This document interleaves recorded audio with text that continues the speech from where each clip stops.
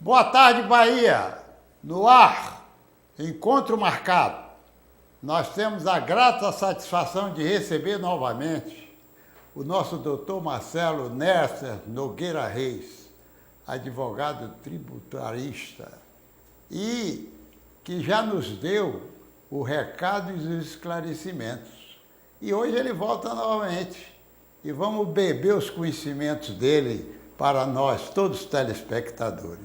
Dentro de instante.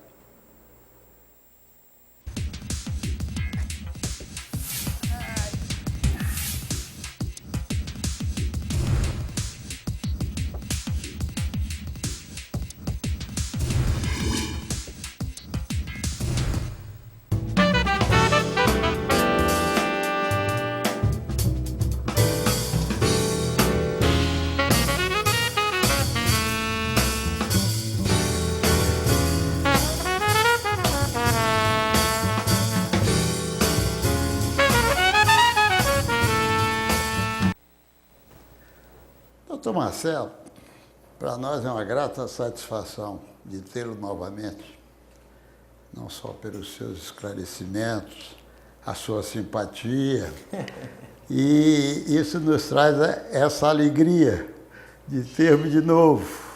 E sempre recordar das coisas que aparecem, ou que pelo menos ameaçam aparecer, e nada de melhor de falar com a pessoa certa. Então, eu queria apenas lhe perguntar de começo, que é um assunto que sempre fala, sempre modifica, aí faz um remendo, a história da reforma tributária. O que é que você tem, assim, no cenário atual, de perspectiva ou de realizações? Em primeiro lugar, boa tarde, muito obrigado pelo convite, é sempre um prazer estar aqui de volta, conversando nesse bate-papo informal com vocês. Mas o senhor falou na questão de o que é que tem em termos de ameaça, e lembrando que nós tivemos aqui no último programa, e realmente ali ainda era uma ameaça. Nós estávamos falando ali no último bate-papo nosso sobre a reforma tributária do município. Estavam discutindo o então projeto de lei enviado à Câmara de Vereadores. Então, de lá para cá, aquela ameaça já se concretizou. E hoje o panorama é completamente diferente. Então, eu não sei se sua pergunta, neste caso especificamente, é da reforma do município, ou o senhor já se refere a uma reforma mais ampla, aquela tal reforma tributária que os governantes sempre ameaçam, no bom sentido, instituir. Eu acho, meu caro doutor Marcelo, que como a gente está vivendo, Salvador, exatamente, e que já é uma realidade, isso, nada melhor do que se tomar conhecimento. Pois é, então vamos tentar aqui, é complicado, não é simples, mas não é para assustar ninguém não. Não é simples porque as regras de atualização dos tributos, elas são efetivamente um pouco complexas. Então, mas de cara posso dizer ao senhor e a todos, há sim aumento de carga tributária. Ao contrário do que foi falado, há sim aumento de carga tributária. É porque há um jogo de palavras aí, doutor. Quando o secretário da Fazenda ou a própria Secretaria da Fazenda diz não vai haver aumento de tributo no sentido técnico, de fato, quando houve agora a mudança do ITIV, que é o Imposto sobre Transmissões Intervivos, não houve um aumento da base de cálculo. Ela continua sendo o valor venal do imóvel. Não houve aumento de alíquota. De fato, a alíquota foi mantida, mas qualquer um que quiser hoje consultar através do site da Cefaz, colocando a sua inscrição imobiliária, qual o valor venal do imóvel, eu acredito que 90% das pessoas que constatarão que houve um aumento do valor venal. Ou seja, então, se de um lado, técnica e juridicamente, não houve uma majoração tributária, mas de fato ela aconteceu, porque o valor venal, que é a base de cálculo, ela foi aumentada. Então, hoje, qualquer transação imobiliária, seja comprando um empreendimento novo, uma unidade imobiliária, seja comprando um terreno ou vendendo uma casa, com certeza a realidade já será diferente. Então, na prática, houve sim aumento de carga tributária do ITIV. Esta foi a primeira etapa, que eles chamaram de primeira etapa da reforma tributária municipal. E agora, recentemente, eles encaminharam, a Prefeitura encaminhou à Câmara 3 projetos de lei, mudando a questão do IPTU. Um deles já foi aprovado, assim de forma surpreendente. Para você ter uma ideia, o projeto foi publicado no Diário do Município no dia 4. Publicado. 4 de noite ele foi aprovado. Eu nunca vi isso. Ele foi publicado, o projeto de manhã, de noite a Câmara aprovou. Um negócio de uma suma importância que vai mudar com a vida de pelo menos 80% da população soteropolitana. E isso foi aprovado. Não houve discussão. Não, eu não discuti. O senhor não discutiu. E dentro lá discutiu. Da própria Câmara. Sabe quando é que a gente está discutindo o projeto, doutor? Agora. E já não é mais projeto, agora é lei. Ou seja, tudo invertido. Nós estamos discutindo neste momento, e o secretário de Fazenda, a Secretaria de Fazenda, os empresários, a população, nós estamos discutindo a coisa feita. Tudo invertido, né? Nós deveríamos estar discutindo o projeto para melhorá-lo, para, de alguma forma, tentarmos influenciar positivamente. Mas não, a coisa está feita. Agora são as explicações de como vamos pagar essa conta. Era isso que eu queria lhe perguntar, se não é o esclarecimento. Não é? Está tudo invertido. É um esclarecimento agora. A nossa expectativa era participar do processo. Não houve isso. É impressionante como as coisas aqui acontecem de forma deturpada, invertida. Nós hoje estamos discutindo a lei, que teve uma vida aí de algumas horas entre publicar o projeto e aprovar a lei. Está tudo errado. Agora, me diga uma coisa. É porque eu, por exemplo, ouvi um comentário. Sim. Comentário leigo. Sim. Né, falando exatamente do valor venal. Perfeito. Porque existia o valor venal, mas ele, na verdade, não refletia o valor. Exatamente. Não refletia o valor venal. Perfeito. Do negócio Entendi. realizado. Não é? E como ficou aí nesse processo? Disseram que iria servir de base, de padrão, a realidade. O que aí deveria dar um pulo muito grande nesse ônus. Exatamente. Que deveria ser cobrado no imposto. Perfeito. E é assim que é a verdade. Olha, neste ponto, o grande problema é que a Secretaria da Fazenda afirma, e eu acho que eles têm até uma boa parte de razão, que a planta, vamos dizer, imobiliária de Salvador estava desatualizada. Ou seja, os valores das unidades imobiliárias estavam defasados. E o que eles fizeram tão somente foi uma espécie de reajuste, de adequação à nova realidade. Este ponto, tecnicamente, eu não tenho como discutir neste momento. Porque nós é que vamos ver, quando recebermos os carnês de IPTU, o que de fato aconteceu na prática em cada uma de nossas unidades imobiliárias. Então, o fato é que estas plantas, esses valores venais foram reajustados, aparentemente, e aí respondendo objetivamente a sua pergunta, elas refletem sim uma realidade do mercado, e se não refletir, cabe ao contribuinte impugnar, se defender. Então, quais são os momentos desta impugnação? Em relação ao imposto de transmissão, que é o ITIV ou ITIV, cada um tem um nome, é o momento que o senhor vai fazer a venda, ou eu vou vender ou comprar. As operações têm que ser exclusivamente via site da Receita do município. Então, você vai um passo a passo e vai chegar num momento que o valor venal que a prefeitura acha que vale o imóvel, ele aparecerá. Então, se você vendeu por 100 mil e lá no site está 400 mil, sua operação ou você para e não segue, ou você segue e se contenta e paga o imposto sobre aquele valor venal. Então, a verdade é, o valor venal hoje já está no site da Receita, basta botar sua inscrição imobiliária, o número, já está lá. Se a pessoa não concorda, tem como impugnar.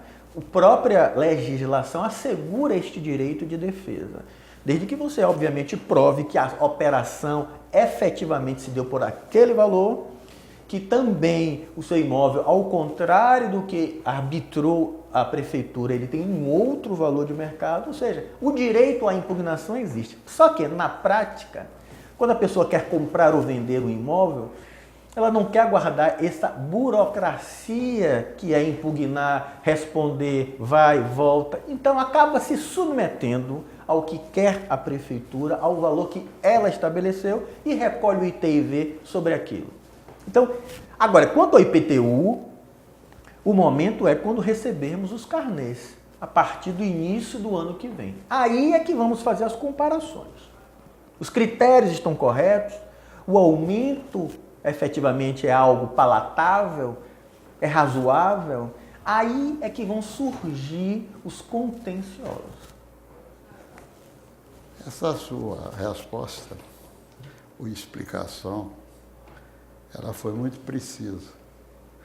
E eu queria apenas lhe perguntar o seguinte, sim, porque, como disse bem, você que está fazendo ou a compra ou a venda do imóvel, não vai se submeter a uma impugnação que a gente não sabe até que ponto do tempo que você vai ter a disponibilidade da venda ou da compra. Claro, claro. Exatamente pela burocracia que tem todo nesse trajeto. Perfeito. Não é verdade? Agora, a pergunta que eu queria lhe fazer é o seguinte, quando você fala do IPTU. Porque me parece, salvo engano, que lá no IPTU, às vezes dizia lá valor venal. Tá? Então, pergunto eu, esse valor venal que deverá vir no IPTU, já é este que a prefeitura arbitrou? Não será exatamente o mesmo valor venal do ITIV. Por quê? Porque no cálculo do IPTU há outras variáveis. É o que ele chama de valor unitário padrão de terreno, onde está a unidade imobiliária, e o valor unitário padrão da construção. Essas duas variáveis têm um valor a depender da região onde esteja o imóvel, a depender da localização em termos de rua, em termos de apoio de iluminação pública. O que eu quero dizer? O cálculo é complexo, porque o valor venal ele poderá ser diminuído, adequado, em função dessas variáveis. VUP, terreno, VUP, construção, localização do imóvel, e aí é que ela vai variar a alíquota. Então a alíquota vai sair de 0,1% até 1% para os imóveis residenciais. O fato, doutor, é que vai aumentar. Ponto. O fato, doutor, é que vai aumentar muito, especialmente os imóveis comerciais. E os terrenos não edificados vão aumentar muito mais. Eu arrisco dizer que em situações algumas, e não serão raras, vai haver um aumento de tipo 10 vezes mais. Agora, a prefeitura já sabe disso. E quando ela se debruçou com essa realidade, disse, não, eu não posso cobrar mais de 10 vezes o IPTU do ano passado. Eu tenho que criar travas. Esse é o ponto. Então, o senhor vai ouvir muito esse discurso, não, só vai o imóvel residencial vai pagar no máximo 35% a mais de IPTU. É verdade. Por quê? Porque essa é a trava que eles elegeram. Então, para imóveis residenciais, o aumento será de no máximo 35%, por causa da trava. Mas se não fosse a trava, o IPTU poderia ter duplicado, triplicado, quadriplicado. E essa trava também existe para os comerciais, que podem chegar, olha bem, a trava pode chegar até 4 vezes o valor do IPTU. Isso está na lei, não sou eu que estou dizendo. Ou seja, a própria lei está dizendo que alguns imóveis comerciais, porcamente, pagarão 4 vezes mais. Por causa da trava, porque se não fosse a trava, poderia pagar até 10 vezes mais. Então a situação é complicada. Precisa de discussão e não houve discussão. Esse é o ponto. Agora, você me lembrou uma coisa.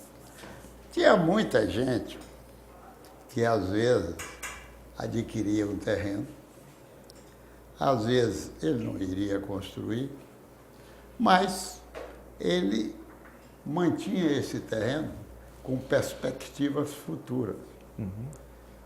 Então, me vem agora na mente que não vai ser um bom negócio. Não. Porque o que vai onerar o imposto Verdade. não compensa aquela espera que ele está pretendendo. Pois é, essa é uma reflexão positivíssima. E de fato, aliás, sempre houve essa preocupação dos governantes em tributar mais esses terrenos que eles chamam de terreno de engorda.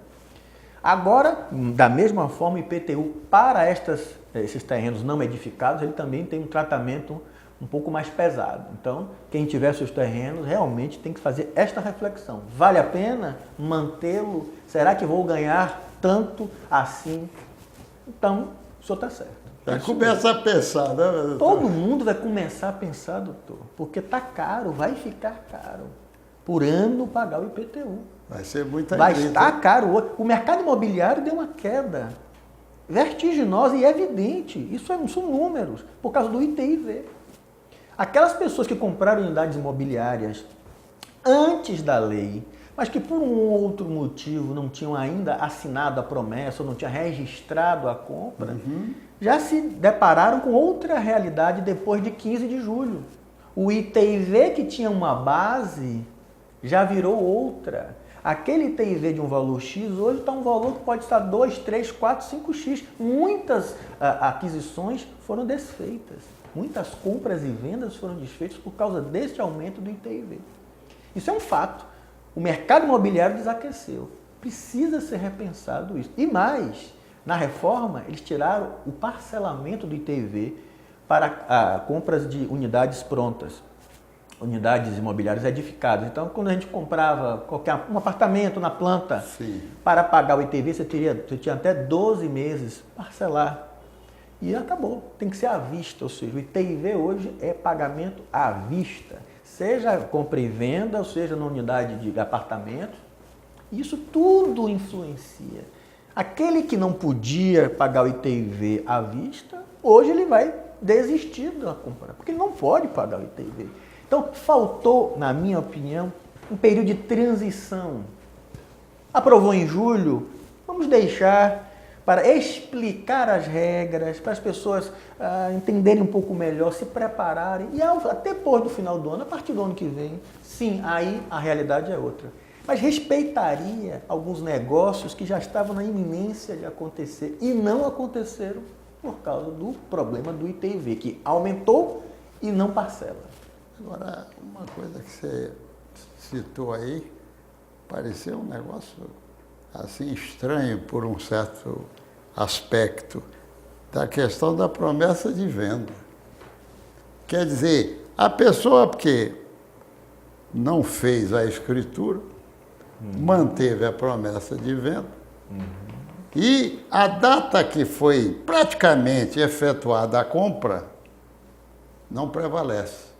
Já vai prevalecer já na nova lei. Foi isso que eu entendi. E é exatamente isso. Se for uma promessa de compra e venda registrada, a chance de esse TIV poder ser brigado para pagar ele antes é melhor. Porque o negócio foi feito comprovadamente e publicizado, porque está registrado. Agora, uma simples promessa de compra e venda sem qualquer registro, não tem a menor chance de ver respeitado esse ITV, vamos chamar de velho. Doutor Marcelo, eu acho que merecia, digamos assim, uma nova lembrança nesse contexto, para os nossos telespectadores. Porque é um ponto importante essa história do registro ou sem registro. Alertar a todo, digamos, telespectador que realmente fez a sua compra, promessa de compra e venda, registrada em cartório, Isso. tem condições Isso. de batalhar Isso. para que prevaleça aquela data, Claro. porque o fato já estava consumado, Perfeito. Sem dúvida. não é? Eu estou batendo nesse ponto porque eu achei importante. E é muito Às vezes a pessoa, bom, mas agora a promessa é compra e venda e tal, mas não, às vezes não está percebendo dessa história do registro ou não registrado. Fato importante. Na verdade, juridicamente, o ITIV só deveria incidir e ser pago quando do registro da escritura. Porque aí o negócio está definitivamente sacramentado, a propriedade passa de um para outro. Entendi. Esse é o fato. Só que a prefeitura elegeu, antecipou o fato gerador para a promessa. Quando o negócio não está feito, ele está prometido à venda. Então, este fato não deveria ocasionar o pagamento do imposto. Só o registro da escritura, que ali sim saiu de mim para o senhor. Então, mas já que a prefeitura elegeu a promessa como o fato, como o momento de pagamento, ela também tem que respeitar a data que está ali na promessa. E se a promessa do negócio foi feita antes da lei, comprovadamente, a prefeitura também deveria respeitar que ali, aquele momento, ainda não estava vigendo a nova base de cálculo deles e também o direito de pagar parceladamente. Agora, se isso vai acontecer na prática, eu acho difícil. Mas... Agora, só para afirmar alguma coisa, quer dizer, na dedução lógica, pelo interesse de receber antecipadamente, fazendo o registro em cartório, também lhe tirou esse direito, porque de deixar para a ocasião da escritura. Pois é, pois é. Não é E é o verdade? momento. Então, quer dizer, foi algo que foi realizado em benefício próprio, porque seria uma antecipação daquele imposto, De fato. que, de um modo ou de outro, trouxe também um benefício para o vendedor e o comprador se registrou em cartório.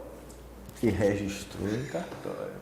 Se não registrou, é como se não existisse. Porque supõe o legislador ou a prefeitura, neste caso específico, que aquela promessa poderia ser simplesmente simulada. Assina aqui, eu assino ali, bote qualquer data. Não. Então, essa é a segurança. O porquê do registro é para isso. Para que alguém, um ente público, possa atestar que, de fato, aquela promessa foi assinada naquele dia do registro. Por curiosidade,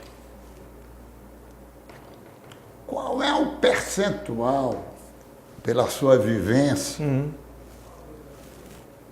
de se fazer o registro ou não fazer o registro? Baixíssimo. Porque tem custo. Então,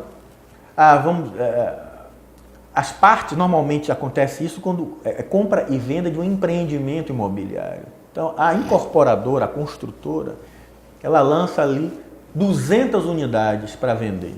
Faz 200 promessas. Se ela for fazer o registro de 200 promessas, é um custo altíssimo. Se nós imaginássemos que nós, cada um adquirente, fizesse o seu registro, não seria algo custoso, não. Certo. Mas o volume para uma construtora é muito grande. Por isso, que respondendo objetivamente a sua pergunta, o índice é muito baixo de promessas de compra e venda registradas. Por causa do custo. Tudo tem custo. Infelizmente. E aí é tributo também. Se você entra com processo na justiça, paga custas. Tributo. Se vai licenciar o carro no Detran, paga custa, tributo. Se abre um empreendimento, taxa daqui para vistoriar, taxa dali para liberar. Tudo é tributo. Nós vivemos enredados no tributo. E estamos aqui tranquilamente discutindo um imposto, o aumento do IPTU, que foi aprovado em um dia. Tributo. E está todo mundo tranquilo. Acabou. É assim. O brasileiro é assim. Ficamos nós aqui discutindo, irritados, mas o que podemos fazer? Nós dois tentar replicar, né? É o que estamos fazendo, nós fazemos nossa parte. Agora, é difícil. Agora me diga uma coisa. Certamente, dentro desse mesmo contexto, que eu acho também importante, não tenha dúvida, mas eu acho que está meio atrelado também essa história desse recadastramento que está sendo realizado. Qual é a sua impressão? É difícil eu ter uma impressão. O fato é, o recadastramento tem previsão na lei, ele é obrigatório. Se não fizer, tem multa, uma multa de 400 e alguma coisa reais, mas tem uma multa. E quem fizer também, por outro lado, tem um benefício. Vai ter um desconto de 10% do IPTU de 2014 e 2015. Porque fez o recadastramento? Porque fez o recadastramento ou o cadastramento. Então, muitas pessoas estão irritadas, dizendo, poxa, meu imóvel já está lá, eu já pago IPTU, já está cadastrado, eu tenho que de novo fazer o cadastramento. A prefeitura diz, tem sim, eu preciso dessa base de dados, desse banco de dados. Criou a obrigatoriedade através da lei e todos têm que fazer. Ponto. Se é importante para a prefeitura, e eu acho que é, ela tem que visualizar, ela tem que começar a entender que tem muita gente que está à margem do IPTU. Ela quer aumentar a base de arrecadação, ela quer atualizar o seu cadastro. É verdade. Não acho nada demais, não. E se ainda nos possibilita uma ajuda, um desconto de 10% no IPTU, eu mesmo já fiz o meu. No caso foi o recadastramento. Então, apesar de achar que é sempre chato, mais uma obrigação para a gente, porque não é simples. É simples, você entra no site, vai passo a passo, faz o cadastramento, depois imprime o protocolo, junta alguns documentos, manda para a Cefaz ou no SAC. Então, é mais uma obrigação para nós que já temos tantas obrigações tributárias e não tributárias a cumprir. Agora, eu achei uma coisa, me parece que é a verdadeira. Porque eu fiz e levei no envelope com aquele número que lhe é dado. Agora, eu não recebi nenhum documento dizendo que eu tinha entregue. Ah, deveria. Eu recebi. Não recebi. Eu protocolizei no SAC. Eu fui no SAC e ele não me deu nada. Eu digo, mas não tem, digamos, um comprovante que eu estou entregando? Não, não é só isso. Tudo bem. Eu levei uma cópia do meu, então no ato do recebimento, ela fez assim, bateu um protocolo, tem lá, saque dia tal, ponto. Então, tá errado. O meu que perderem, mas pelo menos o senhor tem provavelmente a cópia do papel do protocolo que gerou no site. Isso acredito, pronto. Então já é uma segurança, porque o protocolo está feito. Isso é verdade, esse daí desse tipo, né? E é importante que todos saibam, até um alerta, um reforço, que o envio da documentação tem que ser 15 dias após o cadastramento ou recadastramento no site. 15 dias daquele protocolo. Gerou o protocolo no site, você tem 15 dias. Até 15 para protocolizar. Senão é como se o protocolo, o recadastramento não tivesse feito. É o que está na legislação, pelo menos. Entendi. É isso. Felizmente isso não aconteceu no meu caso. Espero também no meu não. Aí a coisa, senão a coisa seria, digamos assim, mais difícil, né? Agora, outra coisa que me veio aqui na lembrança nessa conversa nossa. Nós que acatamos o recadastramento, nós temos garantido 10%. Pergunto eu, naquele pagamento à vista, nós também vamos ter mais um acréscimo mais uma redução. Exatamente. Sim, um de acréscimo 10%. para Isso, para não nós. pagar. É Isso, verdade, a sem nosso dúvida. favor. Exatamente, são duas coisas diferentes. Uma é o desconto pelo cadastramento, está garantido. O outro é também um desconto adicional se pagar até o vencimento, à vista. Com certeza. Aí E quem não quiser, já é alguma parcela coisa em 11 vezes. muito importante, É, né? exatamente. Porque isso aí, na verdade, já dá um um alívio. benefício Dá um alívio, para nós, né? De Nesse fato. contexto, quem realmente satisfez o que realmente estava determinado. Não De alguma forma amenizará o golpe que receberemos todos, a não ser quem esteja na faixa de isenção, esse amenizará o golpe. As reduções por conta do desconto de 10% e mais 10% se pagar à vista. É uma coisa boa. É. Agora me diga uma coisa, e nesse problema de refis, tem alguma novidade, ou no Estado, Isso, ou isso, no isso. município? Qual é Tem. a sua percepção? Ambos têm um programa hoje aprovado, mas o do Estado já está em vigor. Então isso é importantíssimo. Ou seja, há empresários, contribuintes que estejam com dívidas de ICMS, cujos fatos aconteceram até 30 de junho deste ano. Pronto, a partir de 30 de junho para trás, quem tem dívidas de ICMS poderá negociá-las. Então tem boas condições, mas é mais para quem tem o dinheiro. Então tem reduções de até 100% nas multas e acréscimos moratórios. Isso na prática dá uma diferença, porque hoje o bolo da dívida ela é composta mais dos acréscimos moratórios e multas do que do próprio tributo. Então por isso que às vezes é chato dizer, mas é salutar que venha um refis, que venha um programa de parcelamento, de incentivo, porque a dívida não paga, e às vezes não paga porque não dá para pagar, ela cresce tanto que aí sim se torna definitivamente impagável. Então a única forma de receber é o Estado proporcionar algum desconto. Então a lei já está em vigor, basta entrar no site do Estado da Bahia, vai ver lá refis, lei tal, programa de parcelamento, tem desconto de 100% para quem puder pagar à vista, tem de 95% para quem puder pagar à vista e não tiver o débito parcelado antes. E tem desconto de 80% quem quiser parcelar em até 80 vezes. É importante a notícia e cada um vai procurar ver se sua dívida se enquadra, se não se enquadra, se dá para pagar, se as condições são boas. É interessante, muito interessante. É sempre bom o refis aparecer. E não é incentivo ao sonegador, não, eu discordo disso. É para quem joga com refis. É para quem deixa de pagar, dizendo, não, vou pagar agora não. Mas tem que saber o seguinte, o tributo nunca é perdoado. Isso é um ponto. Então aquele que pagou antes e outro que pagou depois, ambos pagaram o tributo.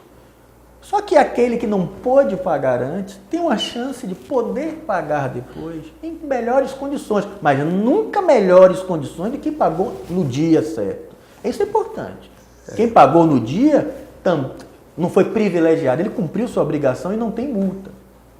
O outro que está sendo, entre aspas, beneficiado, ele está sendo beneficiado apenas nas multas, no acréscimo moratório, mas nunca no tributo. O tributo é pago da mesma forma que o primeiro pagou. Isso aí gera uma história de que a pessoa, acredito eu, deixou de pagar porque na época alguma coisa aconteceu para que isso não ocorresse. Uhum. Porque ele não poderia supor de que, deixando de pagar naquela oportunidade, ele já contaria como certo o abatimento na sua inadimplência. É um risco. Exatamente. Você não pode fazer esse jogo. Não, nem deve. É errado. Não é verdade? Exatamente. Por isso eu também acho. Pelo seu aconselhamento. E hoje não pagar o tributo implica muitas coisas, muitas sanções. Agora mesmo com essa reforma do município, eles criaram o CADIM municipal, Cadastro de Inadimplente. Ou seja, quem não pagar o tributo municipal hoje, por exemplo, o empresário, e estiver isso lá na prefeitura, ele não vai poder, por exemplo, renovar o alvará de funcionamento dele.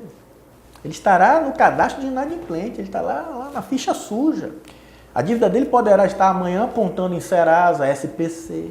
E olhe quanta trava ele vai ter na vida dele por conta dessa inadimplência. Então, hoje, não pagar o tributo tem que ser muito bem pensado. Quais consequências terão se eu não pagar esse tributo? Será que não é melhor eu não pagar, se não tiver, obviamente, o dinheiro, não pagar um fornecedor, um banco? Então, esse jogo financeiro tem que ser feito. E tem que ser pensado quais consequências eu terei por não ter pago o tributo tal. Porque às vezes tem isso. Você pode não pagar o da prefeitura, que é melhor de não pagar, ou do Estado, ou da União, ou da Previdência. Essa discussão, essa análise é importante. Que problemas eu terei? Ou não terei nenhum? Aí sim entramos na hora, nesse momento. Deixa para lá, mais tarde eu pago se vier um refis. Eu acho que esta é uma situação, em termos de percentuais, muito menor. Só acontece mesmo se o empresário ele não tiver como pagar. Aí não tem jeito. Ele tem que jogar, rodar, porque para ele é melhor, entre aspas, é menos ruim não pagar o tributo do que não pagar a folha, do que não pagar o fornecedor, senão o negócio dele não gira. É verdade. Então, são variáveis que, infelizmente, nós temos que analisar. Então, essa história aí dessa criação do CADIM entrou... E já tem, sempre teve, hein? Logo e tal, e também... A prefeitura criou agora, mas o Estado problema. tem o dele, a União também tem um cadastro dela. Ou seja, todo mundo está começando a ter sua lista negra. Exatamente. Para que isso ocorra. Exatamente. Mas, doutor Marcelo, nós já conversamos, eu acho que nós conseguimos induzir e a sua sapiência, a sua clareza, deu, digamos assim, toques necessários para alguma coisa que pode ser útil nesse processo todo que nós estamos vivendo. Mas eu queria lhe perguntar o seguinte, se dentro de tudo isso que nós falamos, se você tem, assim, um aconselhamento, algo que queira chamar a atenção para que seja em benefício dos nossos telespectadores. É difícil um aconselhamento nessa matéria tributária, porque nós estamos falando de várias entidades, Receita Federal de um lado, INSS do outro, Estado da Bahia, no caso, município. Então, difícil fazer um aconselhamento, porque matéria tributária é assim, não paga, consequências tem, elas existem. Então tem multa. A questão é o seguinte, se informem. Infelizmente o nosso legislativo, neste aspecto, ele não cuida de nós. Ele não debate, ele não analisa, ele não discute o assunto como deveria. E o exemplo é este do IPTU. Não pode aprovar uma matéria dessa, que atingirá todos os soteropolitanos. Absolutamente todos, numa noite. Nós temos lá tributarista, Edivaldo Brito, não viu o que ele falou. Ele não falou uma única palavra sobre o IPTU. Coitado, não é porque não quis, não conseguiu. Ele não conseguiu, ele foi, como todos foram, atropelados. Então o conselho agora aqui não é nem para o telespectador. O conselho é para o poder público, para o executivo e para o legislativo. Nós não podemos ser surpreendidos com carga tributária. Que elas existem, isso é inafastável. Mas que pelo menos nos botem no colo, nos expliquem antes de aprovar, desde que a gente se sinta partícipe do processo legislativo, mesmo que não sejamos, mas desde que a gente se sinta, que a gente contribua. Mas assim como está, não tem utilidade, nós estamos aqui discutindo o que já aconteceu. O que é que vai acontecer? Mas quando nós estávamos na última entrevista, no nosso último bate-papo, ali não. Nós estávamos discutindo ali o projeto, um dos projetos de reforma. Foi salutar. Podemos conversar e podemos influenciar, como influenciamos. Muitos detalhes daquele projeto nós conseguimos modificar. Nós conseguimos alertar a prefeitura de que ali havia um excesso. E a prefeitura e a Câmara, eles se sensibilizaram e tiraram muitos pontos daquele projeto que estavam falhos. Mas dessa vez do IPTU não, nós fomos atropelados.